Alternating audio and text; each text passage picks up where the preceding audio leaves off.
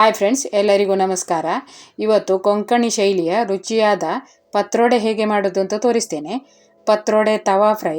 ಈಗ ಇಲ್ಲಿ 1 ಕಪ್ ಆಗುವಷ್ಟು ಅಕ್ಕಿಯನ್ನು ತಗೊಂಡಿದ್ದೇನೆ. 1 ಕಪ್ ಅಕ್ಕಿ ಅಂದರೆ 1/4 ಕಿಲೋ ಆಗ್ತದೆ, 250 ಗ್ರಾಮ್. ಹಾಗೆ 1/4 ಕಪ್ ಆಗುವಷ್ಟು ತೊಗರಿಬೇಳೆ ತಗೊಂಡಿದ್ದೇನೆ. ಎರಡನ್ನೂ ಚೆನ್ನಾಗಿ ತೊಳೆದು 4 ಗಂಟೆ ನೆನೆಸಿಡಬೇಕು. ನಾನು ಇಲ್ಲಿ ಮೊದಲೇ ನೆನೆಸಿಟ್ಟಿದ್ದೇನೆ. ಅದನ್ನು ಚೆನ್ನಾಗಿ ತೊಳೆದೇ ನೆನೆಸಿಟ್ಟಿದ್ದೇನೆ. ಯಾವ ಅಕ್ಕಿಯನ್ನು ಬೇಕಿದ್ರೂ ನೀವು ಉಪಯೋಗಿಸ್ಬೋದು. ರೇಷನ್ ಅಕ್ಕಿ, ದೋಸೆ ಅಕ್ಕಿ, ಸೋನಾ ಮಸೂರಿ ಅಕ್ಕಿ ಯಾವುದು ಹಾಕಿದ್ರೂ ಆಗ್ತದೆ. ಹಾಗೆ ತೊಗರಿಬೇಳೆ 1/4 ಕಪ್ಪಿಗಿಂತ ಸ್ವಲ್ಪ ಜಾಸ್ತಿ ಆದ್ರೂ ತೊಂದರೆ ಇಲ್ಲ, ಹಾಗೆ ಕಡಿಮೆ ಆದ್ರೂ ರುಚಿಯಲ್ಲಿ ಏನು ವ್ಯತ್ಯಾಸ ಆಗೋದಿಲ್ಲ. ಈಗ ಕೆಸುವಿನ ಎಲೆಯನ್ನು ತಗೊಂಡಿದ್ದೇನೆ. ಇದು ಕಪ್ಪು ದಂಟಿನ ಕೆಸುವಿನ ಎಲೆ. ಇದಕ್ಕೆ ಜಾಸ್ತಿ ತುರಿಕೆ ಇರುವುದಿಲ್ಲ. ಈಗ ಅದನ್ನು ಚೆನ್ನಾಗಿ ತೊಳೆದು ತಂದಿದ್ದೇನೆ. ಆದರೆ ಈಗ ದಂಟನ್ನು ತೆಗಿಬೇಕು. ದಂಟು ದಪ್ಪ ದಪ್ಪ ದಂಟು ಇದ್ರೆ ಅದು ಮಡಿಸ್ಲಿಕ್ಕೆ ಆಗುದಿಲ್ಲ. ಅದಕ್ಕಾಗಿ ಅದರ ದಂಟನ್ನು ಸ್ವಲ್ಪ ತೆಗೆದುಕೊಳ್ಬೇಕು. ನೋಡಿ, ಈ ಥರ ದಂಟು ತೆಗೆದಿದ್ದೇನೆ. ಈಗ ಇದರ ದಂಟು ನೋಡಿ, ಈ ದಂಟಿನದ್ದು ಒಳ್ಳೆಯ ಒಂದು ರೆಸಿಪಿ ಮಾಡಲಿಕ್ಕೆ ಆಗ್ತದೆ. ಅದನ್ನು ಇನ್ನೊಂದು ವಿಡಿಯೋದಲ್ಲಿ ತೋರಿಸ್ತೇನೆ. ಕಪ್ಪು ಕಲರಿನ ದಂಟು ಆರೋಗ್ಯಕ್ಕೆ ತುಂಬಾ ಒಳ್ಳೆಯದು. ಈಗ ಪತ್ರೊಡೆ ಮಾಡಲಿಕ್ಕೆ ಮಸಾಲೆ ಏನೆಲ್ಲ ಬೇಕು ನೋಡುವ. ಇಲ್ಲಿ 1 ಲಿಂಬೆ ಗಾತ್ರದ ಹುಣಸೆ ಹುಳಿ ತಗೊಳ್ತೇನೆ. ಹಾಗೆ ಒಂದು 10 ರಿಂದ 15 ಮೆಣಸು ತಗೊಳ್ಬೇಕು. ನಿಮಗೆ ಖಾರ ಎಷ್ಟು ಬೇಕು ನೋಡಿ ಅಷ್ಟು ನೋಡಿಕೊಂಡು ಮೆಣಸು ತಗೊಳ್ಬೇಕು. ಮೆಣಸನ್ನು ನಾನು ತೆಂಗಿನ ಎಣ್ಣೆಯಲ್ಲಿ ಹುರಿದು ತಗೊಂಡಿದ್ದೇನೆ. ಹಾಗೆ ಒಂದು ಅರ್ಧ ಕಪ್ ಆಗುವಷ್ಟು ತೆಂಗಿನ ತುರಿಯನ್ನು ತಗೊಂಡಿದ್ದೇನೆ. ಹಾಗೆ 1 ಚಮಚ ಆಗುವಷ್ಟು ಹಿಂಗು ಪೌಡರ್ ಹಾಕ್ತಾ ಇದ್ದೇನೆ. ಮತ್ತು ಒಂದು ಅರ್ಧ ಚಮಚ ಅರಶಿನ ಹುಡಿ. ಗಟ್ಟಿ ಹಿಂಗು ಇದ್ದರೆ ಅದನ್ನೇ ಹಾಕ್ಕೊಳ್ಬೇಕು, ಅಂದರೆ ಪತ್ರೊಡೆಗೆ ಪರಿಮಳ ಚೆನ್ನಾಗಿ ಬರ್ತದೆ. ನನ್ನ ಹತ್ರ ಈಗ ಗಟ್ಟಿ ಹಿಂಗು ಖಾಲಿ ಆಗಿದೆ, ಅದಕ್ಕಾಗಿ ಪೌಡರ್ ಹಿಂಗು ಹಾಕ್ತಾ ಇದ್ದೇನೆ. ಈಗ ಒಂದು ಮಿಕ್ಸಿ ಜಾರಲ್ಲಿ ತೆಂಗಿನ ತುರಿ, ಹುರಿದಂಥ ಮೆಣಸು, ಹುಣಸೆ ಹುಳಿ ಎಲ್ಲ ಹಾಕಿ ಸ್ವಲ್ಪ ನೀರು ಹಾಕಿ ಮೊದಲು ಸ್ವಲ್ಪ ರುಬ್ಬಿಕೊಳ್ಬೇಕು. ಮೆಣಸು ಬೇಗ ಪುಡಿಯಾಗುವುದಿಲ್ಲ, ಅದಕ್ಕಾಗಿ ನಾನು ಮೊದಲು ಸ್ವಲ್ಪ ರುಬ್ಬಿಕೊಂಡು ಆಮೇಲೆ ನೆನೆಸಿದ ಅಕ್ಕಿ ಮತ್ತು ತೊಗರಿಬೇಳೆಯನ್ನು ಹಾಕ್ಕೊಂಡು ರುಬ್ಬಿಕೊಳ್ತಾ ಇದ್ದೇನೆ. ನೀವು ಎಲ್ಲವನ್ನು ಜೊತೆಯಲ್ಲೇ ಹಾಕಿಬೇಕಿದ್ರೂ ರುಬ್ಬಿಕೊಳ್ಬೋದು.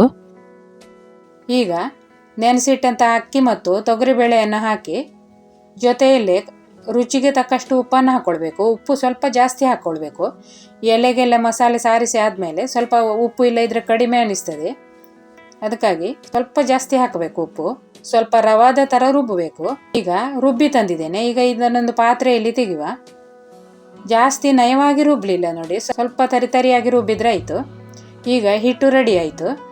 ಅಕ್ಕಿಯನ್ನು ರುಬ್ಬುವಾಗ ನೀವು ರುಚಿಗೆ ಸ್ವಲ್ಪ ಬೆಲ್ಲ ಬೇಕಿದ್ರೂ ಹಾಕ್ಕೊಳ್ಬೋದು. ನಾನು ಮಾತ್ರ ಇಲ್ಲಿ ಬೆಲ್ಲ ಹಾಕ್ತಾ ಇಲ್ಲ. ಇದು ಊಟದ ಜೊತೆ ತಿನ್ನಲಿಕ್ಕೆ ಮಾಡೋದು, ಅದಕ್ಕಾಗಿ ನಾನು ಇದಕ್ಕೆ ಬೆಲ್ಲ ಹಾಕ್ತಾ ಇಲ್ಲ.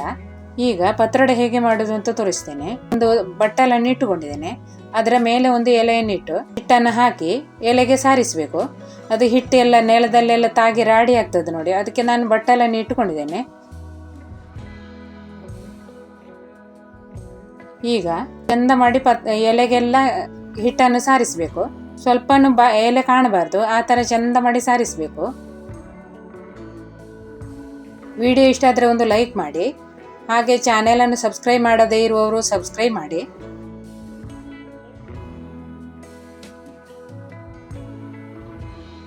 ಈಗ ಒಂದು ಎಲೆಗೆ ಚೆನ್ನಾಗಿ ಹಿಟ್ಟು ಸಾರಿಸಿ ಆಯಿತು. ಈಗ ಇನ್ನೊಂದು ಎಲೆ ಇಡಬೇಕು. ಇನ್ನೊಂದು ಎಲೆಯನ್ನು ಈ ಥರ ಇಡಬೇಕು.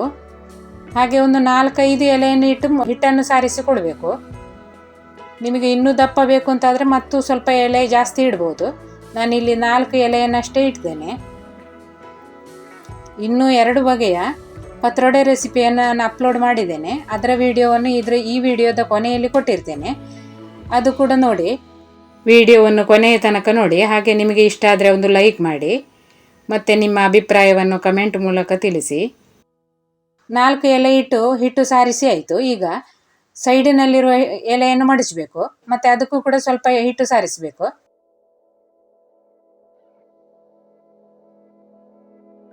ಪತ್ರೊಡೆ ಸಾರಿಸಿ ಮಾಡೋದು ಸ್ವಲ್ಪ ಕಷ್ಟ ಅನ್ನಿಸ್ಬೋದು, ಆದರೆ ತಿನ್ನಲಿಕ್ಕೆ ತುಂಬಾ ರುಚಿಯಾಗಿ ಆಗ್ತದೆ.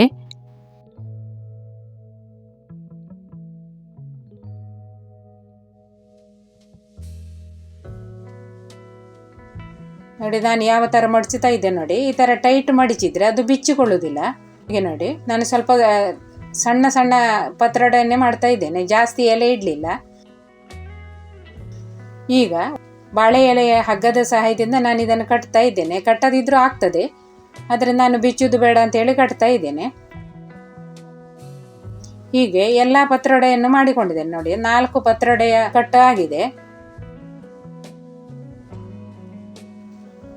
ಈಗ ಇದನ್ನು ಇಡ್ಲಿ ಪಾತ್ರೆಯಲ್ಲಿಟ್ಟು ಬೇಯಿಸಿಕೊಳ್ಬೇಕು. ನಾನಿಲ್ಲಿ ಕುಕ್ಕರಲ್ಲಿಟ್ಟು ಬೇಯಿಸ್ತಾ ಇದ್ದೇನೆ. ಕುಕ್ಕರಲ್ಲಿ ನೀರನ್ನು ಹಾಕಿ ಅದರ ಮಧ್ಯದಲ್ಲಿ ಒಂದು ಸ್ಟ್ಯಾಂಡ್ ಇಡಬೇಕು. ಆಮೇಲೆ ಈ ಬಟ್ಟಲನ್ನು ಹಾಗೆ ನಿಧಾನಕ್ಕೆ ಇಟ್ಟು ಬೇಯಿಸಿಕೊಳ್ಬೇಕು.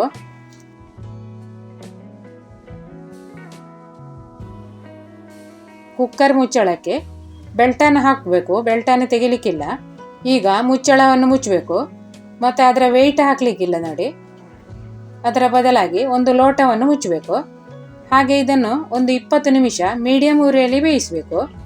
ಈಗ 20 ನಿಮಿಷ ಆಗಿದೆ. ಇದು ಕುಕ್ಕರ್ ತಣ್ಣಗಾಗಿದೆ ನೋಡಿ. ಕುಕ್ಕರ್ ತಣ್ಣಗಾದ್ಮೇಲೆ ನಾನು ಇದರ ಮುಚ್ಚಳ ತೆಗಿತಾ ಇದ್ದೇನೆ. ಈಗ ನೋಡಿ ಪತ್ರೊಡೆ ಎಷ್ಟು ಚೆಂದಾಗಿ ಬೆಂದಿದೆ ನೋಡಿ. 4 ಪತ್ರೊಡೆ ಮಾಡಿದೆ. 1 ಪತ್ರೊಡೆ ಮೊದಲೇ ತಿಂದು ಮುಗಿಸಿದ್ದಾರೆ ನೋಡಿ.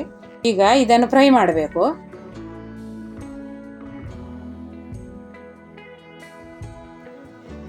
ಈಗ ಇದನ್ನು ಕಟ್ ಮಾಡುವ. ಇಷ್ಟು ತೆಳ್ಳಗಿನ ತುಂಡು ಬೇಕು ನೋಡಿ. ಆ ಥರ ತೆಳ್ಳಗೆ ಕಟ್ ಮಾಡಿಕೊಳ್ಳಿ. ತೊಗರಿಬೇಳೆ ಹಾಕೋದ್ರಿಂದ ಪತ್ರೊಡೆಗೆ ತುಂಬಾ ರುಚಿ ಇರ್ತದೆ. ಊಟದ ಜೊತೆ ತುಂಬ ಚೆನ್ನಾಗಿ ಆಗ್ತದೆ. ನೀವು ಈ ವಿಧಾನದಲ್ಲಿ ಒಂದು ಸಾರಿ ಪತ್ರೊಡೆ ಮಾಡಿ ನೋಡಿ.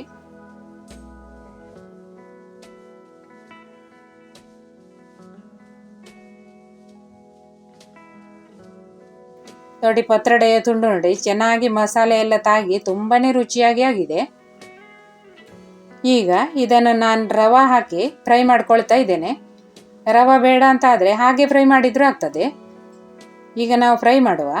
ಒಲೆ ಮೇಲೆ ಕಾವಲಿ ಇಟ್ಟು ಚೆನ್ನಾಗಿ ಬಿಸಿ ಮಾಡಿಕೊಳ್ಬೇಕು. ಆಮೇಲೆ ಉರಿಯನ್ನು ಲೋ ಫ್ಲೇಮಲ್ಲಿ ಇಡಬೇಕು. ಒಂದು ಪತ್ರೊಡೆ ತುಂಡನ್ನು ರವಾದಲ್ಲಿ ಹೊರಳಿಸಿ ಕಾವಲಿ ಮೇಲೆ ಇಡಬೇಕು. ಆಮೇಲೆ ಮೇಲಿಂದ ಸ್ವಲ್ಪ ಎಣ್ಣೆ ಹಾಕಿ ಸ್ವಲ್ಪ ಹೊತ್ತು ಬಿಟ್ಟು ಆಮೇಲೆ ಮಗುಚಿ ಹಾಕಬೇಕು. ಹೀಗೆ ಎರಡೂ ಕಡೆ ಚೆನ್ನಾಗಿ ಫ್ರೈ ಮಾಡಿ ತೆಗೆದ್ರೆ ರುಚಿಯಾದ ಪತ್ರೊಡೆಯ ರವಾ ಫ್ರೈ ರೆಡಿ ಆಗ್ತದೆ. ನಾನಿಲ್ಲಿ 2 ಥರದ ಪತ್ರೊಡೆ ಫ್ರೈ ಮಾಡಿದ್ದೇನೆ. ಒಂದು ರವಾ ಹಚ್ಚಿ ಮಾಡಿದ್ದೇನೆ, ಇನ್ನೊಂದು ರವಾವನ್ನು ಹಚ್ಚದೆ ಹಾಗೆ ಫ್ರೈ ಮಾಡ್ಕೊಂಡಿದ್ದೇನೆ. ನಿಮಗೆ ಯಾವ ಥರ ಇಷ್ಟ ನೋಡಿ ಆ ಥರ ನೀವು ಮಾಡ್ಕೊಳ್ಳಿ. ಇನ್ನೂ 2 ಥರದ ಪತ್ರೊಡೆ ರೆಸಿಪಿಯನ್ನು ಮತ್ತು ಅಪ್ಲೋಡ್ ಮಾಡಿದ್ದೇನೆ. ಒಂದು ಹೆಸರು ಕಾಳು ಹಾಕಿ ಮಾಡಿದ ಪತ್ರೊಡೆ, ಇನ್ನೊಂದು ಉದ್ದಿನಬೇಳೆ ಹಾಕಿ ಮಾಡಿದ್ದು. ಎರಡೂ ಕೂಡ ತುಂಬಾ ರುಚಿಯಾಗಿ ಆಗಿದೆ. ಅದನ್ನು ಕೂಡ ನೀವು ನೋಡ್ಬೋದು. ನಾನು ಈ ವಿಡಿಯೋದ ಎಂಡ್ ಸ್ಕ್ರೀನಲ್ಲಿ ಕೊಡ್ತೇನೆ. ಹಾಗೆ 2 ಬದಿ ಸ್ವಲ್ಪ ಕಾಯಿಸಿ ತೆಗೆದ್ರೆ ರುಚಿಯಾದ ಪತ್ರೊಡೆ ಫ್ರೈ ಕೂಡ ರೆಡಿ ಆಗ್ತದೆ. ಬಹಳಷ್ಟು ರುಚಿಯಾಗಿದೆ ನೋಡಿ. ಈಗ ಇದು 2 ಕಡೆ ಚೆನ್ನಾಗಿ ಫ್ರೈ ಆಗಿದೆ. ಈಗ ನಾನು ಇದನ್ನು ತೆಗಿತಾ ಇದ್ದೇನೆ. ನೋಡುವಾಗಲೇ ಬಾಯಲ್ಲಿ ನೀರು ಉರುತ್ತದೆ, ಎಷ್ಟು ರುಚಿಯಾಗಿ ಆಗಿದೆ. ನೀವು ಟ್ರೈ ಮಾಡಿ. ಹಾಗೆ ವಿಡಿಯೋ ಇಷ್ಟ ಆದರೆ ಒಂದು ಲೈಕ್ ಮಾಡಿ. ಚಾನೆಲನ್ನು ಮೊದಲ ಬಾರಿಗೆ ನೋಡುವವರು ಸಬ್ಸ್ಕ್ರೈಬ್ ಮಾಡಿಕೊಳ್ಳಿ. ವಿಡಿಯೋ ನೋಡುವ ಎಲ್ಲರಿಗೂ ಧನ್ಯವಾದಗಳು.